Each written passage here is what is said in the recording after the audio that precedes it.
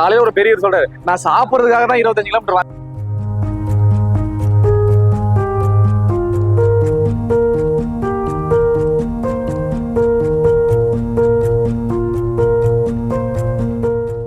இவ்வளவு பேர் இயற்கை விரும்புறாங்கன்றது எங்களுக்கு ஒரு பெரிய மகிழ்ச்சியான விஷயம். நான் ஒரு 4 வருஷமா இந்த வேலையை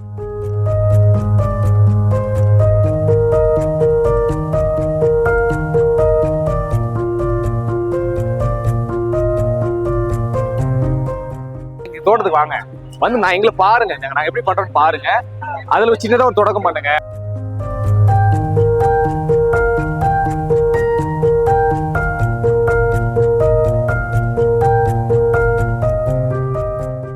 அனைவருக்கும் வணக்கம். உழுதூர் சுந்தர் பேசுறேன். இன்னைக்கு வேலூர்ல பாத்தீங்கன்னா 4ஆம் ஆண்டு காய்கறி மற்றும் கிழங்கு திருவிழா நடந்துட்டு இருக்கு. கடந்த 3 ஆண்டுகள் எப்படி நடந்தோ அதை விட மிக சிறப்பா இன்னும் மக்களோட வரவேற்பு அதிகரிச்சுட்டே இருக்கு. இந்த ஆண்டு வந்து நிறைய குளறுபடிகள், அதாவது இடம் கிடைக்கல, தேதி மாற்றம், இப்படி பல விஷயங்கள் இருந்துச்சு. விளம்பரங்கள் சரியா பண்ண முடியல. அதெல்லாம் கடந்து நாங்க எதிர்பார்த்ததை விட பல மடங்கு மக்கள் வந்து அதிகரிச்சுதான் இருக்காங்க. இந்த நம்ம சமூகத்துக்காக ஒரு வேலையை முன்னெடுக்கும் போது அதுக்கு சமூகம் பெரிய அளவுல சப்போர்ட் பண்ணிட்டே இருக்கு. அப்ப நம்பிக்கை, அதாவது இந்த தொய்வுன்றது இல்லாம இருக்கு. இந்த நம்பிக்கையை தான் நம்ம மக்கள்கிட்ட எதிர்பார்க்கிறோம். ஏன்னா இயற்கையை நோக்கி மக்கள் நகர ஆரம்பிச்சுட்டாங்கன்றதுக்கு இந்த திருவிழாக்கள் ஒரு எடுத்துக்காட்டா நான் நினைக்கிறேன். ஏன்னா இன்னைக்கு ஒவ்வொருத்தரும் அவ்வளவு பொருட்களை ஆர்வமா கேட்டு அந்த பொருளோட தன்மைகளை இது பண்ணி அவரோட பயன்பாடுகள் அவங்க வந்து இங்க விவசாயிகிட்ட பேசுறாங்க. நான் இது ஆல்ரெடி போன வருஷம் 3 வருஷம் வாங்கினது இந்த வருஷம் சொல்லிட்டு போறாங்க. நான் உங்ககிட்ட தேன் வாங்கிட்டு போனேன், இல்ல உங்ககிட்ட அரிசி வாங்கிட்டு போனேன், உங்ககிட்ட நான் உணவு சாப்பிட்டேன், பாரம்பரிய உணவு சாப்பிட்டேன், இது நல்லா இருந்துச்சு. அந்த ஒரு காலையில ஒரு பெரியவர் சொல்றாரு, நான் சாப்பிடுறதுக்காக தான் 25 கிலோமீட்டர் வந்தேன், இங்க எது பாக்குறதா, எனக்கு இந்த போன வருஷம் சாப்பிட்டேன், இந்த வருஷம் உணவு சாப்பிடணும் போல இருக்குது. அப்ப இந்த இயற்கை உணவுகள் வீட்டுல யாரும் செய்ய மாட்டாங்க, சுவையா நான் சாப்பிடுறதுக்கு வந்தேன், சாப்பிட்டுட்டு போறாரு. நான் வேற எதுவும் பார்க்கல, விரும்பல, சாப்பிட போறேன்னு. அப்படி என்ன இந்த நிகழ்ச்சியோட வெற்றினா இதுதான் வெற்றியா நம்ம பாக்குறோம். அப்ப மக்களுக்கு நல்ல உணவை, நஞ்சற்ற ஒரு உணவை கொண்டு போய் சேர்க்கறதுக்கு இந்த மாதிரியான விதை திருவிழாக்கள் முக்கியமா. காரணம் அதை அடையாளப்படுத்துறோம். இன்னைக்கு வந்து நம்ம ஒரு 1000 வகையான மரபு காய்கறிகளை ஒரே இடத்துல பாக்குறோன்றது ஒரு பெரிய வாய்ப்பு. இன்னைக்கு தலைமுறைகளுக்கு பாத்தீங்கன்னா காய்கறிகள் கடைக்கு போறாங்க, ஒரு 4-5 வகையான காய்கறிகள் இருக்கு. அதுலயும் வீரியறாங்களோ மரபணு மாற்றப்படுறாங்களோ தான் சந்தையில் இருக்கு. அப்ப இயற்கையான காய்கறிகள், அவங்க கிழங்குகள், 100 வகையான கிழங்கு நம்ம வச்சிருக்கோம். பல முன்னோடி உழவர்களே ஆச்சரியப்படுறாங்க, இதெல்லாம் எங்க இருந்து எடுத்துட்டு வந்தீங்க, இதெல்லாம் நானே பார்த்ததில்லை அப்படின்னு சொல்றேன். அப்ப நம்ம மரக்கடிக்கப்பட்ட பாரம்பரிய உணவுகளை, கிழங்குகளை நம்ம கண்முனை காட்டும் போது சில பேர் வந்து சொல்றாங்க, நான் சின்ன வயசுல சாப்பிட்டேன், எங்க பாட்டி இருக்கும்போது இதை கொடுத்துருக்காங்க, எங்க அம்மா இருக்கும்போது இதை கொடுத்தாங்க, நான் இன்னைக்குதான் அதை மறுபடியும் சாப்பிட்றேன்னு சொல்ற அளவுக்கு சில விஷயங்கள் இங்க பாக்குறாங்க. அப்ப அந்த மாதிரி விஷயங்கள் நம்ம ஒரு நல்ல விஷயத்தை தான் மக்கள்கிட்ட கொண்டு போறோம்ன்ற நம்பிக்கையே மறுபடியும் அவங்க வார்த்தைகள் இருந்து கிடைச்சிட்டு இருக்கு. கண்டிப்பா இது இன்னும் பெரிய அளவு நடத்தப்படணும். இது இங்க மட்டும் இல்லாம தமிழகத்தின் ஒவ்வொரு பகுதியிலும் கிராமங்களையும் நடக்கப்படணும். எல்லா உயிர்களுக்கும் நஞ்சற்ற உணவு, அதான் அந்த நிகழ்ச்சியோட மனிதனுக்கு மட்டும் இல்ல அனைத்து உயிர்களுக்குமான நஞ்சற்ற உணவு தேவை. அதை உத்தரவாதப்படுத்துறதுக்கு ஒரு நல்ல விதை வேணும், மரபு விதை. அந்த மரபு விதையை நம்மாழ்வார்ன்ற ஒரு பெரிய விதையிலிருந்து நம்ம எடுத்திருக்கோம் கருவா. அவர் கொடுத்த வழிகாட்டின் அடிப்படையில இன்னைக்கு தமிழகம் முழுவதும் இயற்கை உழவர்கள், 100கணக்கான இயற்கை உழவர்களும் கடை அமைச்சிருக்காங்க. சின்ன சின்ன பொருட்கள், ஒரு செடியிலிருந்து, விதையிலிருந்து உணவு, ஒரு பனை ஓலை பொருட்கள், தேங்காய் சிரட்டையிலிருந்து ஒரு கலை பொருட்கள், எதெல்லாம் இயற்கைக்கு கேடு இல்லாம இருக்குமோ அது எல்லாத்தையுமே இங்க ஒருங்கிணைச்சிருக்கோம். இது மக்களுக்கான நிகழ்ச்சி, மக்கள் கொண்டாடுறாங்க, வேற எந்த ஒரு விஷயம் இல்ல, மகிழ்ச்சியா இருக்கு. அதான் இந்த நிகழ்ச்சிக்கு வந்தவங்க என்ன மாதிரியான மாறுதல் முன்னெடுத்திருக்காங்கன்னா, இப்ப இன்னைக்கு காலையில ஒருத்தர் வந்தா, நான் வந்து உங்க செயல்பாடுகளை பார்த்துட்டே இருந்தேன், எனக்கு நிலம் வாங்கணும்னு ஆசை வந்துருச்சு, அதனால ஒரு 2 ஏக்கர் இடம் வாங்கிட்டேன், ஆனா என்ன பண்றது தெரியலன்னு சொல்லி வந்தாரு காலையில. நீங்க வந்து எனக்கு எப்படி பண்ணணும்னு சொல்லி தர முடியுமாட்டாரு. நான் சொன்னேன், நீங்க எங்க தோட்டத்துக்கு வாங்க வந்து நான் எங்களை பாருங்க, நான் எப்படி பண்றேன்னு பாருங்க. அதுல சின்னதா ஒரு தொடக்கம் பண்ணுங்க, ஒரு சின்ன வீட்டு தோட்டம் போட்டு தொடங்க, இல்ல ஒரு 5 சென்ட் 10 சென்ட் தொடங்க. அதுல இருந்து கத்துக்கிட்டு, விவசாயன்றது எல்லா உயிருக்கும் விவசாயம் பண்ணும். ஒரு பறவை கூட ஒரு விதையை எடுத்து போட்டு ஒரு செடியை முளைக்க வைக்க, அதுல பழம் பார்த்ததுக்கு அப்புறம் அதை சாப்பிடும். அப்ப அந்த மாதிரிதான் மனுஷனும் நமக்கு தேவையான உணவை உற்பத்தி பண்றதுக்கு பெரிய நுட்பங்கள்லாம் கிடையாது, அது பெரிய அறிவியல் இதெல்லாம் கிடையாது. நம்ம விதைய மண்ணில் போடணும், விதை யார் போட்டாலும் முளைக்கின்ற மாதிரி பட்டத்துல சரியா போட்டோம்னா அது சின்ன சின்ன தகவல் தான். அதை நான் சொல்லித்தரேன். ஏன்னா நான் எங்க தோட்டத்துக்கு வாங்க பாருங்க. எதுவுமே உடனே ஒரே நாள்ல எல்லாத்தையும் கத்துன்னு நினைக்காதீங்க. பொறுமையா ஒரு 2-3 டைம் இப்ப செஞ்சீங்கன்னா 3ஆவது டைம் உங்களுக்கு பழக்கம் ஆயிடும், அந்த வெற்றி ஆயிடுவீங்க. அது உங்களுக்கு தேவையான உணவை இயற்கையா விளைவிக்கிறதுக்கு எந்த விதமான பெரிய இது தேவை, இயற்கை துணை புரியும். அதுக்கு விதை தான் முக்கியம். அந்த விதை எங்கிருந்து எடுத்துட்டு போயிடுங்க, அவ்வளவுதான். வேற எதுவும் நான் வந்து சொல்லணும் கூட அவசியம் இல்லை. ஒரு போட்டோ அனுப்பி கேட்டீங்கன்னா அது வந்து தெரிஞ்சுக்கலாம் அப்படின்னு. அப்ப அந்த மாதிரியான மாற்றங்கள் நிகழ்ந்திருக்கு. ஒருத்தர் இந்த மாதிரி நம்ம போடுற காய்கறிகளை பார்த்து, கிழங்குகளை பார்த்து, ஏன் நமக்கான உணவு நம்ம உற்பத்தி பண்ணக்கூடாது அப்படின்னு ஒரு ஆசையை தூண்டி விட்ட மாதிரி, அப்படி ஒரு எண்ணம் தோணி ஒரு இடமே வாங்கிட்டாரு. ஆனா வாங்கிட்டு என்ன பண்றது, எப்படி பண்றதுன்னு தெரியல. அதை வந்து கத்துக்கங்க வந்திருக்காரு. 4வது ஆண்டுல கத்துக்க வராது. அப்ப முன்னாடி செஞ்ச வேலைகள் இருக்குல்ல, இதுதான் அந்த நிகழ்ச்சியோட வெற்றி என்றது. இது இங்க மட்டும் இல்ல, எல்லாத்துலயுமே. இப்ப ஒரு ஆடையில இருந்து, ஒரு சமையல்ல இருந்து, சமையல் முறைகள்ல நிறைய ரசாயனங்கள் பயன்படுத்த சமையல் முறைகள் இருக்கு. அப்ப ரொம்ப எளிமைப்படுத்துது, சமையல் முறைகளை எளிமைப்படுத்துது. ரொம்ப நாளைக்கு பதப்படுத்த வைக்காம துரித உணவுகள் இல்லாம எளிமையா அந்த பருவத்துக்கான உணவுகளை சாப்பிடு. நம்ம சொல்லிட்டே இருக்கோம், ஒரு எல்லா காலத்துக்கும் உருளைக்கிழங்கு சாப்பிட்டுட்டே இருக்கீங்க, உருளைக்கிழங்கு எல்லா காலத்துக்கும் விளையுமா? தக்காளி எல்லா நேரத்தையும் சாப்பிடுறீங்க, எல்லா டைமும் தக்காளி விளைவிக்க முடியுமா? அப்ப பருவகால உணவு எடுத்துங்க. சொரக்கான பட்டல்ல அவருக்கான பட்டல்ல ஒரு 4 மாசம் 3 மாசம் அந்த 3 மாசம் அந்த உணவை சாப்பிடுங்க. இப்ப இன்னைக்கு ஒரு நம்ம மார்கழி தை மாசத்துல பாத்தீங்கன்னா அந்த காட்டு வலி கிழங்கு தோண்டுவாங்க, அப்ப மட்டும் தான் அந்த காட்டு வலி கிழங்கு கிடைக்கும். நம்ம காட்டு வலிக்கு நல்லதுன்றதுக்காக அதை நம்ம கல்ச்சர் பண்ணி அதை ஒரு டெவலப் பண்ணி வருஷமெல்லாம் காட்டு வலிக்கு விளைவிச்சு சாப்பிட எந்த பயனும் இல்லை. இயல்பா காடுகள்ல அங்க மலை ஓரங்கள்ல ஏதோ விளைஞ்சிட்டு இருக்கும், அதை அந்த பருவ காலங்களை போய் அறுவடை பண்ணி சாப்பிட. காளான் மழை பெய்ச்சா காளான் பூக்குது, நல்ல வரப்புல புத்துகள் இருந்து காளான் பூக்கும். அது அந்த பருவத்துல கிடைக்கும் போது அதை நம்ம தினசரி வீட்டுல இன்னைக்கு வளர்க்குறோம்னு நினைக்கிறோம், நிறைய வளர்க்குறாங்க. ஆனா எவ்வளவு ரசாயனங்கள் பயன்படுத்துறாங்க. அது இயற்கையா நம்ம அதாவது அந்த நல்ல ஒரு பொருளை தினசரி எடுத்துன்னு நினைக்கிறது ரொம்ப தப்பு. அந்த பருவ காலத்துல அது அதோட இயல்போட எடுத்துக்கிட்டு நினைக்கிறது தான் அறிவாளித்தனம், புத்திசாலித்தனம். அப்ப அந்த அனுபவ அறிவை தான் இங்க கடத்துறாங்க. ஒவ்வொரு விவசாயிகளும் பண்ண செயல்முறைகளை அவங்க பயன்படுத்தி வெற்றி கண்ட முறைகளை இங்க சொல்லி தராங்க.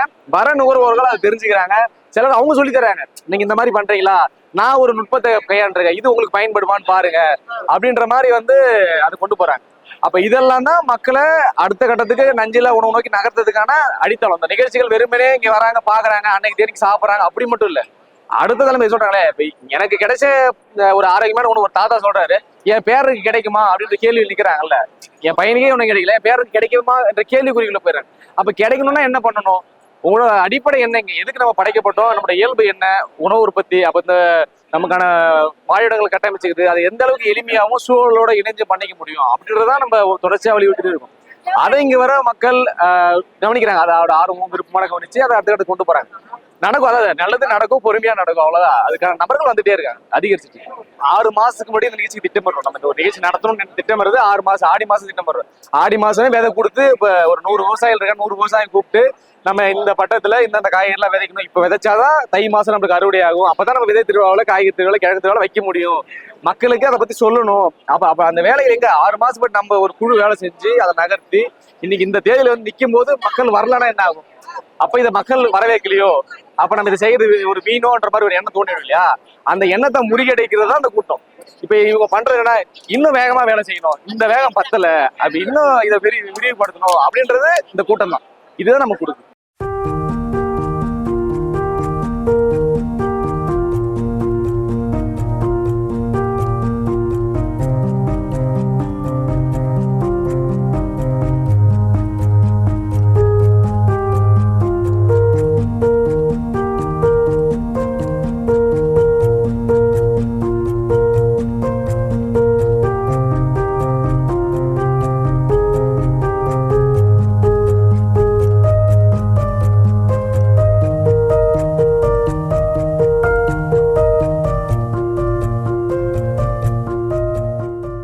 வணக்கம், வேலூர்ல இருந்து தாய்மன் ரவிக்குமார் பேசுறேங்க. நம்ம ஒவ்வொரு வருஷமும் இந்த விதை திருவிழா நடத்திட்டு வந்துட்டு இருக்கிறோம். பிப்ரவரி மாசம் நடத்துவோம். இந்த முறை மார்ச் 1ஆம் தேதி நடத்திட்டு இருக்கு. மார்ச் 1 2026 திருவிழா பயங்கரமா பிரம்மாண்டமா போயிட்டு இருக்குது. மக்களோட வரவேற்பு நீங்க பாத்தீங்கன்னாவே தெரியும். கூட்டம் அப்படி அலமோதுறாங்க நெரிசல்ல. இவ்வளவு பேர் இயற்கையை விரும்புறாங்கன்றது எங்களுக்கு ஒரு பெரிய மகிழ்ச்சியான விஷயம். நாங்க ஒரு 4 வருஷமா இந்த வேலையை செஞ்சுட்டு இருக்கிறோம். 4 வருஷமா தொடர்ந்து திருவிழாவை கொஞ்சம் கொஞ்சமா இந்த முன்னேற்றத்தை நம்மளால பார்க்க முடியுது. அப்ப நிறைய பேர் இயற்கை விவசாயத்துக்குள்ள வர்றதும் இயற்கை விவசாயத்துல விளைஞ்ச பொருட்களை நுகர்றதும் அதிகமாயிட்டே இருக்கு. இது பெரிய வரவேற்பை மாத்தும். இது இந்தியாவே ஃபுல்லா ஆர்கானிக்கா மாத்துறதுக்கான ஒரு எழுச்சி தான் இது.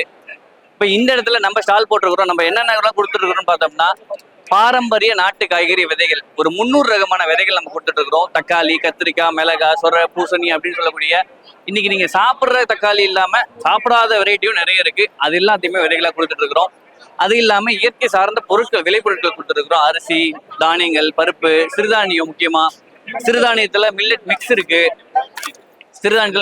இருக்கு. நெய் மிளகால அரைச்ச மிளகாய் தூள் இருக்கு. இதனுடைய முக்கியத்துவம் என்னன்னு பார்த்தோம்னா, நீங்க ஒவ்வொரு வாட்டியும் நெய் மிளகா தேடி தேடி வாங்கி போடணும்னு அவசியம் இல்லை. நெய்யோட வாசனை தேவைப்பட்டா நீங்க 100 ml நெய் ஊத்துறதுல இந்த மிளகாவை நீங்க பயன்படுத்தும் போது நெய்யோட மனம் சூப்பரா இருக்கும். அல்டிமேட்டா காரக்குழம்பு, புளிக்குழம்பு, சாம்பார் நீங்க எதெல்லாம் போட்டீங்கன்னாலும் உங்களுடைய டேஸ்ட்டை என்ஹான்ஸ் பண்ணி கொடுக்கக்கூடியதுதான் இந்த நெய் மிளகா. அது இல்லாம மலத்தேன் பண்றோம், குறிஞ்சி தேன் பண்றோம், நாட்டு மாட்டு நெய் இருக்கு, பசுமாட்டு நெய் இருக்கு, வெத்தலைவள்ளி கிழங்கு இருக்குது, மாயிஞ்சி இருக்கு. இந்த மாதிரி நம்ம தோட்டத்துல என்னென்னலாம் விளைய வைக்க முடியுமோ அது எல்லாத்தையும் கொடுக்குறோம். நண்பர்கள் கிட்ட இருந்தும் இயற்கை விவசாயத்துல இருக்கிறவங்க கிட்ட இருந்து வாங்கி இதை மதிப்பு கூட்டி நம்ம செஞ்சுட்டு இருக்கிறோம். நீங்க பாக்குற நீங்க உங்களுக்கும் இயற்கையில விளைஞ்ச விளைபொருட்கள் தேவை, ஆரோக்கியமான உணவை நீங்க தேடிட்டு இருந்தீங்கன்னா அதுக்கான ஒரு சிறந்த இடம் தான் இந்த தாய்மன் ஆர்கானிக். இப்ப நம்ம கிட்ட இதெல்லாம் இருக்கு, உங்களுக்கு தேவை இருந்தா நீங்க பார்த்து வாங்கிக்கலாம். நன்றி. என்னுடைய தொலைபேசி எண் 96 55 89 36 68. நன்றி.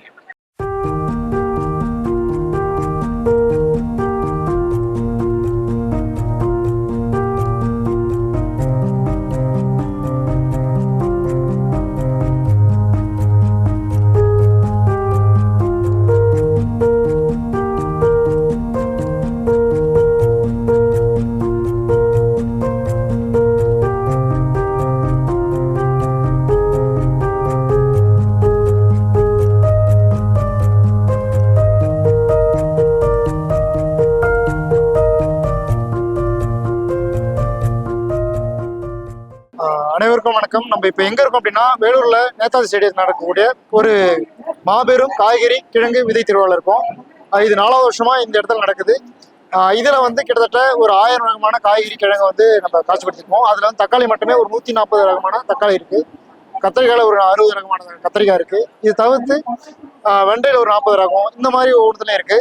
இப்போ நம்ம வந்து அகழ்நிலம் சார்பாக ஒரு 100 ரகமான கிழங்கு வந்து நம்ம காட்சிப்படுத்தியிருக்கோம். அது ஒவ்வொன்றுமே ஒவ்வொரு மெடிசனல் வேல்யூ வச்சிருக்கக்கூடிய கிழங்கு ரகங்களாக இருக்கு. இதுல முக்கியமா பாக்குறது ஒரு நாளா கிழங்கை பிரிச்சுக்கலாம். ரைசோம்ஸ் சொல்லுவாங்க, அதாவது மஞ்சள் ரகங்கள் எல்லாமே ரைசோம்ஸ் வரும். அடுத்து வந்து டியூபர்ஸ் சொல்லுவாங்க. டியூபர்ஸ் எல்லாமே பெரிய பெரிய கிழங்கு, வெத்தலவள்ளி கிழங்கு இதெல்லாமே டியூபர்ஸ் சொல்லுவாங்க. இது பல்ப்புன்னு சொல்றது எல்லாமே வெங்காயம், நரி வெங்காயம் இதெல்லாமே பல்ப்னு சொல்றது. அடுத்தது பாத்தீங்கன்னா ரூட்ஸ்ன்றப்ப வேர்கள் சொல்றப்ப இந்த டர்னிப்பு, முள்ளங்கி இதெல்லாமே இந்த ரூட்ஸ்ன்னு சொல்லுவாங்க. இப்படி 4ஆ பிரிச்சு கிட்டத்தட்ட ஒரு 100 ரகமான இது வச்சிருக்கோம். அதுல கிட்டத்தட்ட ஒரு 24 ரகமான வெத்தலவள்ளி டயஸ்கோரியா அல்லட்டன் சொல்லக்கூடிய அந்த வெத்தலவள்ளி ரகங்களை ஒரு 24 ரகமான வெத்தலவள்ளி வச்சிருக்கோம். வைல்டா வரக்கூடிய ஒரு சில ரகங்கள் வச்சிருக்கோம். அப்படி பார்க்கும்போது இது காட்டுவள்ளி கிழங்குன்னு சொல்லுவாங்க. இது என்னன்னா, நார்மலா இந்த காட்டுவள்ளி கிழங்க முன்னாடி உணவா எடுத்துருக்காங்க. இப்ப பெருசா உணவா எடுத்துக்க மாட்டாங்க. ஏன்னா யாருக்கும் பெருசா தெரியாது. ஏன்னா ஒரு சில கிழங்கு தவிர்த்து பெருசா யாருக்கும் தெரியாது. கருணக்கிழங்கு, சேப்பக்கிழங்கு, அது தவிர்த்து முக்கியமாக உருளைக்கிழங்கு. இது ஆனா இந்த மாதிரி காட்டு விளையக்கூடிய கிழங்குகளை உண்ணும் போது கிட்டத்தட்ட ஒரு நாள் உண்ணீங்க அப்படின்னா திரும்ப அந்த பசி உணர்ச்சியை வந்து தூண்டாது. கிட்டத்தட்ட ஒரு நாள் ஃபுல்லா அந்த பசி உணர்ச்சியை தூண்டாது. இது வந்து பொதுவாக அந்த கிழங்கு பிரிக்கும் போது என்னன்னா, ஒரு 4 ரகமா விதையா பிரிப்பாங்க.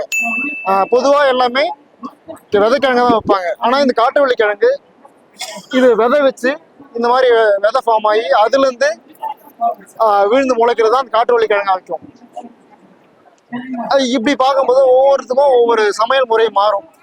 இந்த காட்டுவள்ளி கிழங்கு எப்படி சமைக்கலாம் அப்படின்னா, கட் பண்ணி வைக்கோல் சுத்தி இட்லி பானையில் வைக்கும்போது அதோட மெடிசன் தன்மை மாறாம அப்படியே நம்ம உணவா எடுத்துக்க முடியும். இது இல்லாம ஒரு சில கிழங்குலாம் இருக்கு. சில இந்த டயஸ்கோரி வெத்தலவள்ளி கிழங்குல ஒரு சில ரகங்கள் வந்து நீங்க கட் பண்ணி ஓடுற ஆத்து தண்ணியில வச்சு அதுக்கப்புறம் சமைச்சாதான் அது இதுவாகும். சில ரகங்கள் வந்து ரொம்ப குழவான் இருக்கும். அப்படின்றப்ப அந்த கிழங்கை வந்து கேழ்வரகு மாவோ இல்லை அரிசி மாவோ அதை வச்சு கழுவி நல்லா கழுவி திரும்ப எடுத்துக்கலாம். சில ரகங்கள் கருணக்கிழங்கு மாதிரி ஃபுல்லாவே கட் பண்ணி சிப்ஸ் போடுறதோ இல்லை வந்து நார்மலா பொரியல் பண்றதோ அந்த மாதிரி பண்ணலாம். அதுல ராசவள்ளி கிழங்குன்னு சொல்லி ஒரு கிழங்கு இருக்கு. அது கிட்டத்தட்ட ஒரு 12 ரகமான கிழங்கு நம்ம பார்த்துருக்கோம். ஏன் ராசவள்ளி கிழங்கு சொல்றாங்கன்னா, உள்ள வந்து ஃபுல் ரெட் கலர் இருக்கும், பர்பிள் கலர் இருக்கும். ராஜாக்களுக்கு முன்னாடி உணவா எடுத்துக்கக்கூடிய ஒரு கிழங்கா அதை பார்த்துருக்காங்க. நீங்க கட் பண்ணும்போது ஃபுல் ரெட்டா இருக்குது எல்லாமே ஓரளவுக்கு அந்த ரத்தத்தை பெருக்கக்கூடிய கிழங்கா இருக்கும். இந்த திருவிழாவில் எக்கச்சக்கமான கிழங்கு காட்சிப்படுத்தினாலும் இதுல வந்து முக்கியமா ஒரு கிழங்கை வந்து நான் ரொம்ப கிட்டத்தட்ட ஒரு 2-3 வருஷமா தேடி கண்டுபிடிச்சிருக்கேன். இது என்னன்னா யாக்குன்னு சொல்லுவாங்க. இது வந்து என்னன்னா சின்ன கிழங்கு தான் இருக்கும், சூரியகாந்தி மாதிரி இலை இருக்கும். ஆனா இந்த கிளைமேட்ல வர்றது கொஞ்சம் கஷ்டம். ஏன்னா 2 வருஷமாவும் ட்ரை பண்ணி நம்ம கிளைமேட்ல வரதுல இந்த வருஷம் ஓரளவுக்கு எடுத்து வந்திருக்கேன். சூரியகாந்தி மாதிரி இலை இருக்கும், மேல வந்து சின்ன சூரியகாந்தி மாதிரி பூ இருக்கும். இந்த கிழங்கு வந்து நீங்க இந்த கிழங்கு சின்ன கிழங்கு நடும்போது இதுல வந்து சைட்ல ஒரு ஆப்பிள் மாதிரி நீட்டா ஒரு கிழங்கு வைக்கும், சக்கரவள்ளி கிழங்கு மாதிரி பெருசா வைக்கும். இந்த கிழங்கு கட் பண்ணி பச்சையாவே சாப்பிடலாம். சாப்பிடும்போது ஆப்பிள் என்ன டேஸ்ட் இருக்கோ அந்த கிழங்கு அப்படியே இருக்கும். இதுல வந்து நிறைய சிறப்பு பண்றாங்க, எக்கச்சக்கமான ஃபுட் ப்ராடக்ட்லாம் இந்த கிழங்குல பண்றாங்க. இதுதான் இந்த வருஷம் புதுசாக இந்த கிழங்கு. நம்ம கிட்டத்தட்ட 2017 தான் அந்த இயற்கை விவசாயத்துக்குள்ள வந்தோம். அப்படின்றப்ப இந்த வட்டாரத்துல ரொம்ப எண்ணிக்கைகள் கம்மியாக தான் இருந்தாங்க. அப்படி நம்ம தேடும் போது தான் தெரிஞ்சது ரொம்ப பெருசா யாரும் வேலை செய்யல, இதுக்காக வேலை செய்யணும். அப்படி உள்ள போகும்போது தான் தெரியுது ஒரு சிலர் தான் இந்த விதைக்காக உள்ள வேலை செய்யறாங்க. அதாவது இயற்கை விவசாயம் பண்ணணும் சரி, அவங்க வந்து ஹைபிரிட் விதையோ இல்லை வந்து வேற ஏதோ வெளியிலிருந்து வர விதை தான் எடுத்து போடுறாங்க. நம்ம இந்த விதைக்குள்ள வேலை செய்யும் போது தான் தெரியுது இவ்வளோ ரகங்கள் இருக்குன்னு சொல்லி. ஏன் இந்த திருவிழா பண்றோம் அப்படின்னா, இந்த ரகங்களை வந்து நம்ம கலெக்ட் பண்ணிட்டோம், நம்ம சேகரிச்சிட்டோம், நம்ம வந்து வெளியவும் வச்சிட்டோம். இது வந்து அடுத்த கட்டமா எங்க எடுத்து போய் கொடுக்கணும் அப்படின்னா மக்கள்கிட்ட தான் எடுத்து கொடுக்கணும். அப்படி வெறும் நம்ம வாய் வச்சா சொன்னா தெரியாது. இந்த திருவிழாவில் இத்தனை ரகங்களும் காட்சிப்படுத்தும் போது இந்த ஒவ்வொருத்தருமே இதை பாக்குறாங்கல்ல, பார்க்கும்போது நான் வந்து இதை வளர்க்கணும் அப்படின்னு யோசனை பண்றாங்க. இப்படி ஒவ்வொருத்தரும் இந்த எண்ணெய் தேடும் போது இன்னும் எனக்கு பெருமையா தான் இருக்கு. சிலர் வந்து இந்த ஒரு சில கிழங்கு வந்து தேடி கண்டுபிடிச்சு இது நான் ரொம்ப நாளா தேடுறேன், இது வந்து நான் சின்ன வயசுல சாப்பிட்டேன், நான் வந்து ஒரு இடத்துல போனேன், அதாவது ஒரு சக்கரவள்ளியிலேருந்து நான் இங்கே போனேன், இந்த சக்கரவள்ளியை கொடுத்தாங்க, என்கிட்ட கிடைக்கல, நீங்கள் உங்ககிட்ட இருக்கா அப்படின்னு சொல்லி தேடி வரும்போது நம்ம வந்து முக்கியமான வேலையை பண்ணுறோம். இது வந்து அடுத்த கட்டமாக எப்படி எல்லாம் எடுத்துன்னு போகலாம் சொல்லி தான் இந்த திருவிழாவை வந்து இது பண்ணுறோம். இந்த வீடியோ உங்களுக்கு பிடிச்சிருந்தா லைக் பண்ணுங்க, ஷேர் பண்ணுங்க, கமெண்ட் பண்ணுங்க. மறக்காம பசுமை கஃபே தமிழ் சேனலை சப்ஸ்கிரைப் பண்ணுங்க.